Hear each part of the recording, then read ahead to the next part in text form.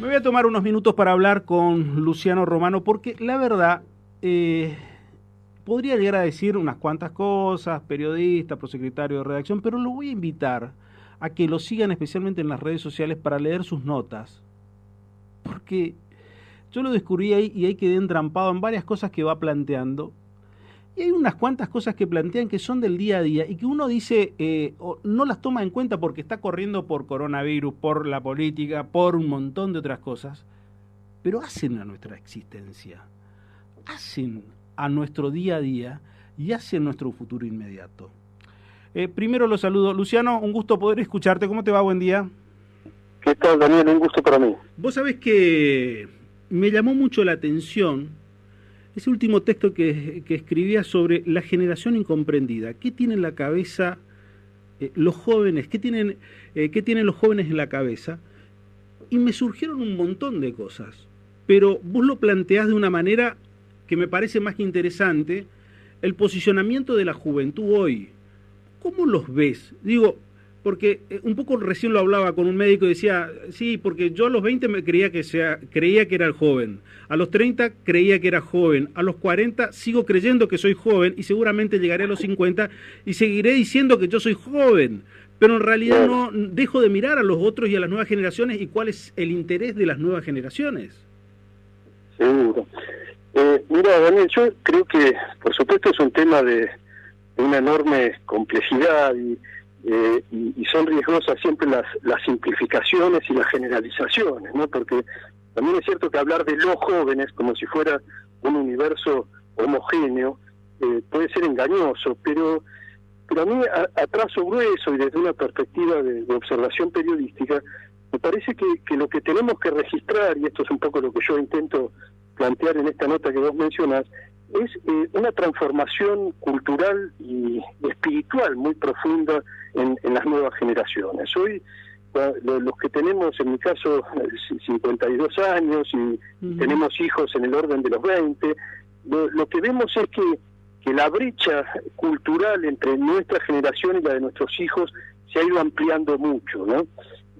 Los chicos hoy ven las cosas desde una perspectiva muy distinta a la que los veíamos nosotros. Y esto tiene que ver en parte con la enorme revolución que ha provocado la tecnología, que es una revolución mucho más que utilitaria, es una revolución que provoca una nueva sensibilidad, una nueva proximidad con las cosas, con el mundo, una nueva visión de la realidad, una nueva forma de comunicación con los otros.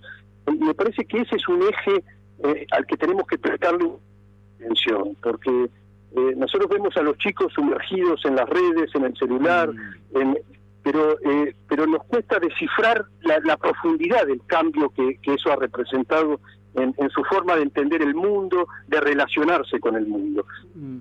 Y a partir de eso me parece que hay otros ejes en los que tenemos que reparar, ¿no? Los chicos hoy tienen otra sensibilidad, otros parámetros para proyectar su futuro. Los chicos en la Argentina están muy influidos por la experiencia frustrante de la generación de sus padres, están muy rodeados de cierta desesperanza. Bueno, me parece que hay como varios focos en los que tenemos que poner la lupa si queremos interpretar, y creo que debemos tratar y hacer el esfuerzo de interpretar qué es lo que piensan y qué es lo que sienten hoy los jóvenes en la Argentina. Vos sabés que cuando te escucho, cuando te leía, me venían a la cabeza varias cosas. Una de ellas es decir una frase que la escuchaba 20.000 veces y me irritaba, y ahora cuando la escucho me causa gracia, esa que decía, los jóvenes están en la pavada. Nos decían a nosotros, y ahora escucho de pares. Es decir, están todo el día con el telefonito, están todo el día paveando en las redes, están boludeando en los jueguitos. ¿Vos lo ves de esa manera o ves que están con otra dinámica y que son otra cosa? Sí, pero a mí me parece, Daniel, que vos lo graficás muy bien. A veces caemos en esta tentación de la simplificación y decir, bueno, los chicos están paveando con el celular. Y me parece que vale la pena el esfuerzo de mirarlo con otra perspectiva eso. Los chicos a través del celular están viendo el mundo de una manera distinta a la que nosotros lo vimos. Están relacionándose con la cultura que los rodea de una manera distinta, están participando de una manera distinta. Entonces me parece que hay un fenómeno mucho más complejo y a mí como periodista me excede. Yo apenas puedo esbozar algunas preguntas o algunas inquietudes. Creo que es un tema para conversar, primero socialmente, para conversar entre los padres, para conversar los padres con los docentes, para conversar entre los docentes. Es una conversación que desafía a los adultos, y es un tema que por supuesto merece el análisis en profundidad de especialistas, ¿no? de sociólogos, inclusive de filósofos, porque me parece esto... A mí me disparó el tema, el análisis de los discursos políticos de estos días, a los que vos les habrás prestado igual atención. Cuando vemos al presidente en un mensaje muy claramente orientado a los jóvenes, ¿no? Y dijo el otro día, bueno, yo mantengo el gen revolucionario de mi juventud, y ha propuesto temas un poco improvisados para esa generación de los jóvenes. Entonces me preguntaba esto, bueno, ¿ese discurso está verdaderamente interpretando a los jóvenes? Y me parece que ahí aparecen todas estas preguntas, ¿no? Bueno, ¿qué están pensando los jóvenes?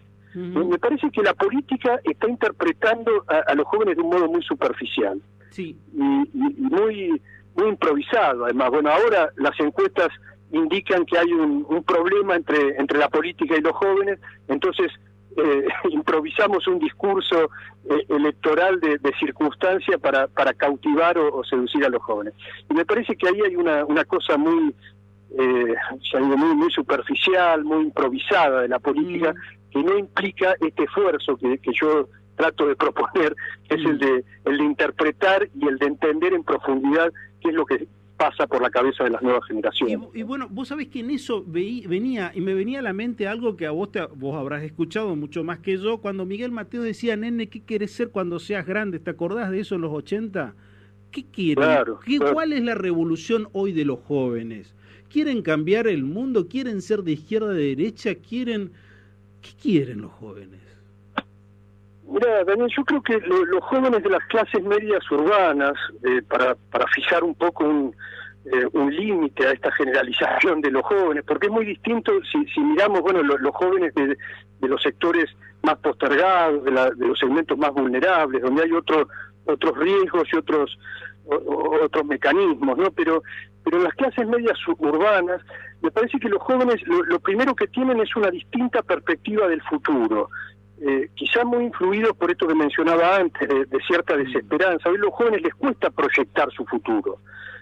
Tienen incorporada esta idea de que cada vez hay menos garantías, de que un título universitario no te garantiza el desarrollo de una carrera profesional, como sí le garantizaba a la generación de nuestros padres muy marcadamente, y a la nuestra todavía con bastante certeza. Me parece que esas certezas se han evaporado, y en consecuencia los jóvenes hoy miran el futuro con mucha desconfianza y viven en un presente mucho más consciente, digamos, viven para hoy más que para mañana, con esta certeza de que el mañana es un territorio muy confuso, muy incierto, muy inseguro.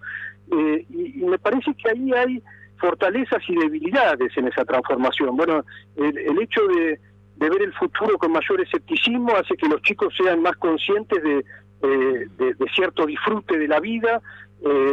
Y esto a veces es bueno y a veces es malo. Por eso yo digo que entenderlo no implica tampoco consentir a las nuevas generaciones, sino tratar de descifrar para desde nuestro rol de adultos, en mi caso como padre, como docente, bueno, tratar de ayudar y de guiar a los jóvenes, que es en definitiva el rol al que no debemos renunciar los adultos, ¿no? Al liderazgo adulto. ¿Vos sabés que pero me parece que esto de qué vas a hacer cuando seas grande responde a una concepción en la que el futuro estaba más claro. Hoy el futuro ha perdido esa claridad, y en consecuencia la pregunta quizá debamos reformularla, ¿no?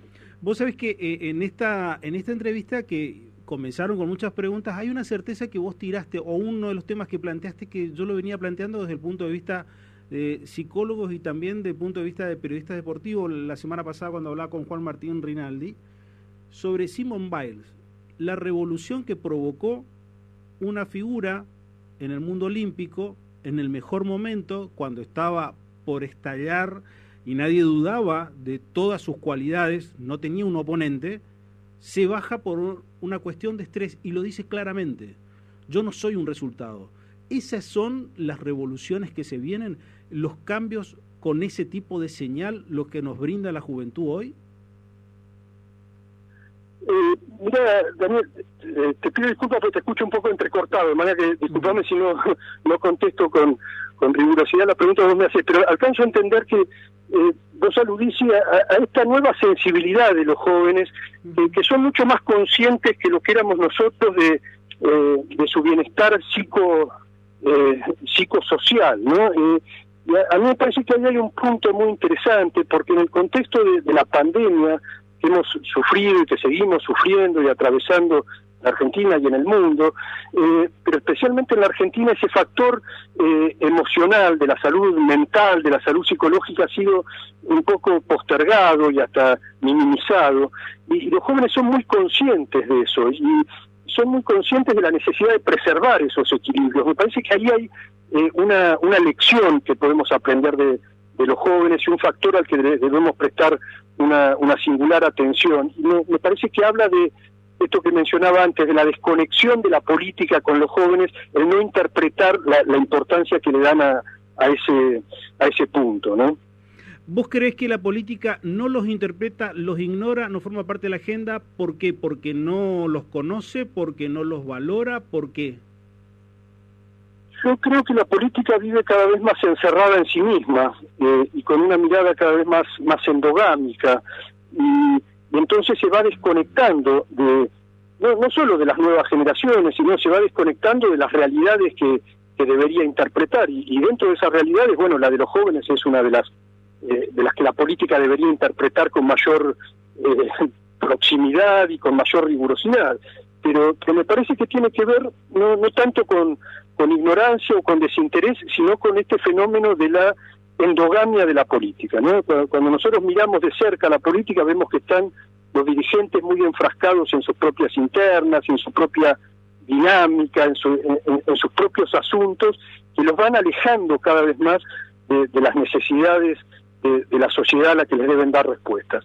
Y en ese contexto se produce esta desconexión que yo observo con los jóvenes, ¿no? La verdad que invito a seguirte a través de tus redes sociales, yo ya lo hago a través de Twitter, la verdad muy interesante poder leerte, y también me quedo para más adelante intentar dialogar contigo nuevamente sobre lo que escribiste sobre los Ocupas y esta serie que en el 2001 no tenía tanto valor, pero ahora se reedita como una materia de culto altamente interesante, pero primero hay que entrar y leerte para seguir el hilo conductor de lo que vos escribís, que me parece altamente interesante. Te mando un abrazo y gracias por estos minutos, Luciano. Te agradezco mucho y quedo a tu disposición. Un abrazo. Gracias. Luciano Romano, prosecretario de redacción del Diario de la Nación. La verdad que es muy interesante seguirlo y ver